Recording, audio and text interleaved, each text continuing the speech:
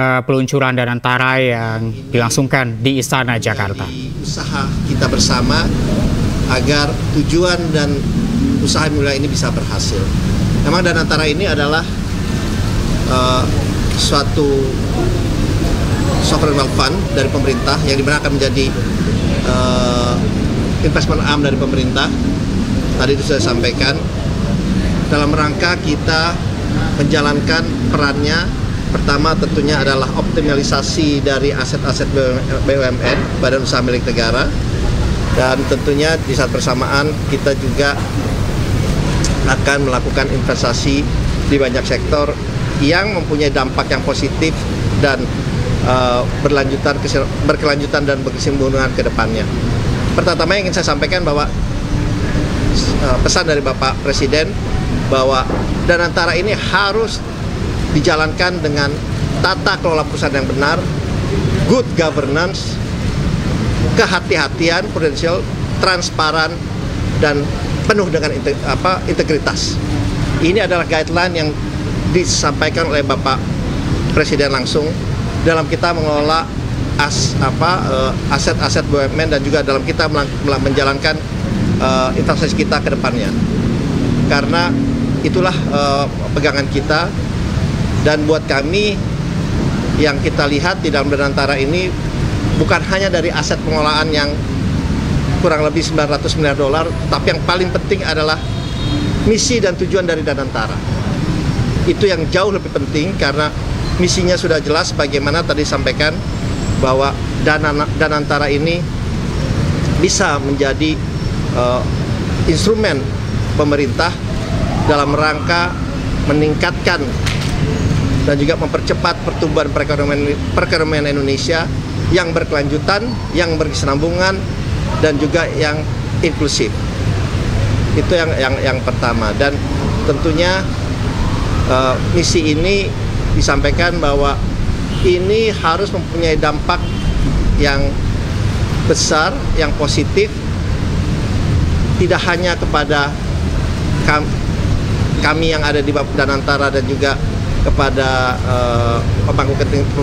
pemangku stakeholders lainnya, tapi yang paling penting adalah untuk kepentingan rakyat Indonesia sesuai dengan amanat yang berada dalam pasal 33 yang tadi disampaikan oleh Bapak Presiden. Itu adalah pegangan kami. Dan kami meyakini tujuan yang sangat baik ini, yang sangat mulia ini, dan ini adalah suatu breakthrough, suatu inisiasi yang dilakukan oleh Bapak Presiden dalam rangka kita meningkatkan investasi, dan yang paling penting adalah yang disampaikan beliau bagaimana kita bisa meningkatkan penciptaan lapangan pekerjaan yang berkualitas. Itu yang paling penting karena itu adalah satu tantangan kita. Jadi oleh sebab itu kita akan melakukan ini dengan kembali lagi dengan transparan, good governance, ya, tata kelola perusahaan yang baik, dengan integritas dan juga dengan prudent, dengan sangat kehati-hatian. Dan tentunya ini akan melibatkan, karena ini adalah milik rakyat Indonesia, ini tentunya akan melibatkan dan harus berdampak juga kepada memberikan asas manfaat yang besar kepada seluruh rakyat Indonesia. Dan tadi disampaikan oleh Bapak Presiden, dan ini adalah aset yang kita harus jaga, yang harus kita kembangkan sehingga dapat dirasakan juga oleh anak cucu kita ke depannya. Oleh sebab itu kita dalam kesempatan ini juga mohon kiranya mendapatkan juga masukan, inputan dari semua teman-teman media, karena ini adalah inisiatif yang baru lahir, ya tentunya dalam perjalanannya perlu ada penyempurnaan.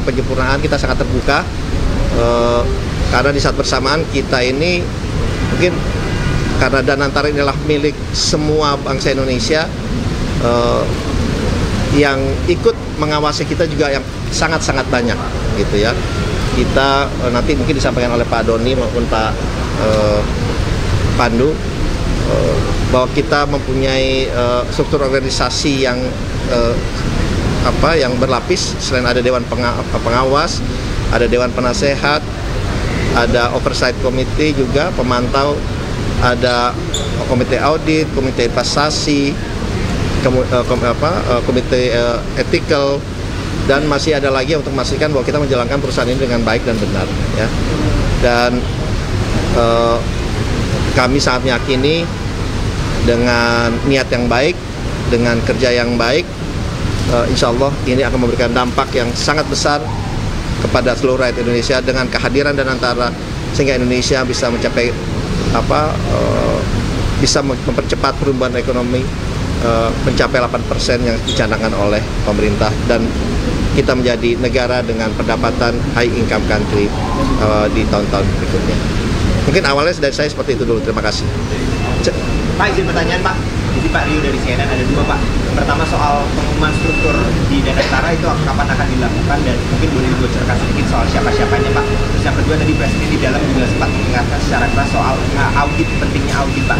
Nah ini nanti turunannya akan seperti apa? Apakah mungkin bisa dilakukan audit secara berkala begitu, dibuka kepada siapa saja atau bagaimana Pak? Ya, pesan Bapak Presiden memang untuk memastikan bahwa tim yang dipilih adalah benar-benar tim yang harus profesional dan memang kompeten di bidangnya. Oleh sebab itu kami pun dalam menyusun tim kami ini dibantu oleh tim independen internasional dan juga nasional yang akan menyeleksi. Jadi mereka akan menyeleksi untuk pembentukan tim kami di segala level. Kemudian tentunya dengan bersama-sama dengan kami, tapi kita ingin benar-benar tim yang kompeten, yang sesuai dengan bidangnya, dan tentunya mempunyai visi yang sama dengan kami untuk kemakmuran Indonesia. Jadi itu yang kita akan bentuk bersama-sama. Ini proses sudah kita akan mulai sekarang, kita akan mulai, dan memang kita ingin memastikan orang-orang terbaik nanti yang ada, yang bisa menempati posisi-posisi, karena ini adalah suatu amanah yang sangat besar yang kita tidak bisa main-main dalam atau mengambil risiko dalam menjalankan di usaha ini. Soal audit tadi Pak, soal auditnya.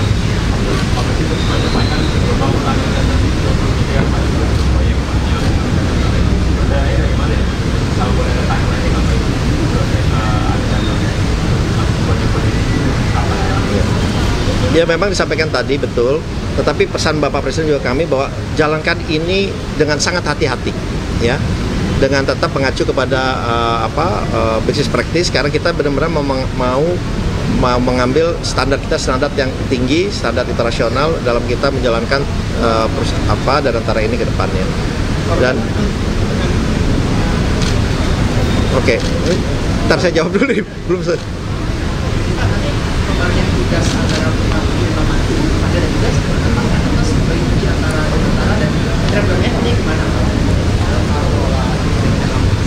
Ya tadi saya sudah sampaikan CEO-nya Pak Doni Oskaria, CEO-nya yang bertanggung jawab pada investasi adalah Pak Pandu, ini sesuai dengan bidang masing-masing, dan saya adalah grup CEO-nya, ya. Kemudian perannya dengan BUMN kita sebetulnya sangat erat dalam hal ini, karena memang 99% kepemilikan ada di Danantara, tapi 1% kepemilikan saham seri A atau saham merah putih itu ada di Kementerian BUMN. Jadi tentunya kita akan selalu merencanakan ini bersama-sama, dan baik itu dalam rencana jangka pendek, menengah atau panjang, sehingga peran kami bersama-sama BUMN untuk memastikan supaya perjalanan dari Danantara yang baru kita mulai ini akan menjadi lebih baik dan lebih meningkat, karena kan Kementerian BUMN selama ini yang memang menghandle BUMN, jadi mereka pasti sudah mengetahui lebih banyak mengenai BUMN. Jadi kita akan berkolaborasi bersama, terutama dalam hal peningkatan optimalisasi dari BUMN itu sendiri. Pertanggungjawaban audit dan pengawasannya gimana Pak? Kenapa? Pertanggungjawaban audit dan pengawasannya nanti seperti apa yang bisa ditunjukkan? Oh, ini mungkin menurut saya ini Danantara adalah suatu badan yang paling banyak diawasi. Ini paling banyak diawasi, ya, karena nanti semua terlibat, ya, baik dari, karena ini kita adalah lapor langsung ke Bapak Presiden, itu sudah ada yang tidak ada yang paling lebih tinggi lagi.